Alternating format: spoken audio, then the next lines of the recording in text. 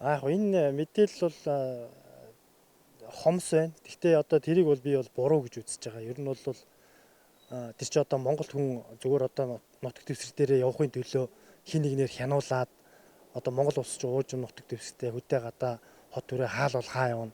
Тэр болгоныг хянуулаад тэр болгоноор нөгөө татвар авах гэж байна гэж би ойлгоод байгаа шүү дээ. Явсан километраар нь.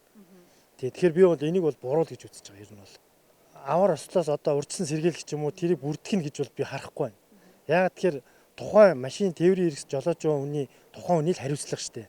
Тэр хүн мөргийг гэж мөрөхгүй чиптэй байсан ч мөрөхөө өргөл мөрнө, чипгүй байсан ч мөрөхөө өргөл мөрнө.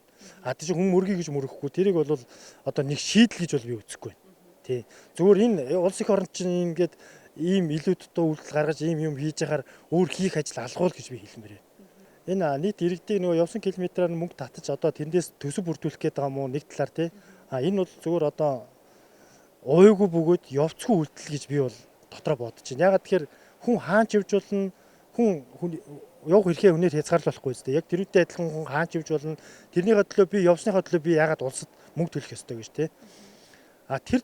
Тэр хүнээр одоо нөгөө километр тутамд нь явуулаад одоо юу гэдэг нэг 15 төгрөгөөр ч юм уу километр дээр нэмж одоо юу аавна гэдэг тааш татвар аавна гэж би бол тэгж ойлгосон.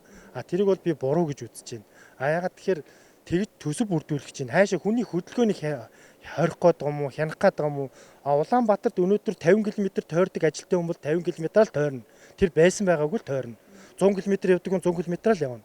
Хоттой тэгж ажил хийдэг хүн тэргүүрээ л явна. Орон нутагт хэдэн мянган километр хүн байсгийгээ тойрохыг хинч үгүйсэхгүй. Тэр болгонд хүн өөрөө өөрийгөө хянуулах шаардлагагүй байх. Нэгт хоёр тэгэхээр одоо ингээд юмыг шийдчихдэг бол одоо хийхээс яг уу. Гэхдээ ингэж шийдээд одоо мөрөхөө өргөл мөрнө хүн энэнийг тавилаагээд явахгүй хөдөлгөөнөө хорно гэсэн тийм ойлголт бол байхгүй баг. Тэгэхээр энэ талаар бол би энэ чипийг тавих гэж улсын төсвөөс тэгж мөнгө гаргаж байгаа бол буруу л гэж үзэж байна. Тий.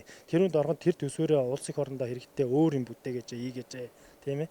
Тийм их мөнгийг одоо ийм ямар ч үр дүнгүй энэ ч үр дүн гарахгүй шүү дээ. Яагаад тэгэхээр таарч вэ би ч вэ ангид замын хөдөлгөөнд орж байгаа шүргэлцгийг үгүйсэхгүй. Тэр болгоныг тэр чипээр ханаал тиймдээ илүүтэй гарцсан тийм төсөв гаргаад илүүтэй гарцсан тийм зардал гаргаад тэнд нэг баахан ажилтан томилол баахан одоо юу гэдэг нэг тэрийн төлөө одоо нэг бүгдлэтэн одоо юу л ажиллах байлгүй дээ те ажлын хэсэг ажиллах байлгүй дээ те тэр болгоныг одоо ажлын байраар хангах тэрийг цалинжуулдаг төсөв мөнгө тийм юмд одоо илүү их мөнгө зарцуулах юм аа л тийм учраас тэрийг бол би илүү үйлдэл байхаа л гэж харж байгаа. Энэ чинь төлбөрөө хүн явахын тулд төлбөрөө төлнө шүү дээ мэдээж. Мэдээж төлбөрөө төлнө. Хүн зөрчил гаргасан бол мэдээж торгуулаад төлөөл явах нь чам. Тэр яаж хийж байгаа л төлнө. Яаж хийж байгаад би одоо нэг 50 мянган төгрөгийн торгуултаа бол би өнөөдөр эрхээ боогдуулаад одоо өөрийгөө хориод явахгүй машинаа орхиод явна гэсэн ойлголт биш шүү дээ. Тэр чинь яг зүгээр энэ юуны нэг торгуултай одоо татвараа төлөөгүй одоо нэг юунд онцлогоондоо ороогүй ч гэдэг юм уу ийм машинуудыг нэг зэгцэнд оруулах гэсэн нэг бодлого байх. Тэгвэл энэ чинь хөсөө хөсөөгүй хүн болгон ордог, төлдөг, татвараа төлдөг тийм л зарчимтай тий. Өнөөдөр чадахгүй байлаа гэхэд маргааш төлөөл хөдөлгөөндөө оролцсон. Үнэхээр энэгээр боож харж явах юм бол би 20 мянган төгрөгийн торгуулт бол би маргааш төлөөл хөдөлгөөндөө оролцсон. Тэрнээс хойш одоо ийм юу гарчаар л хүмүүс торгуул гаргахгүй, зөрчил гаргахгүй гэсэн байхгүй шүү дээ.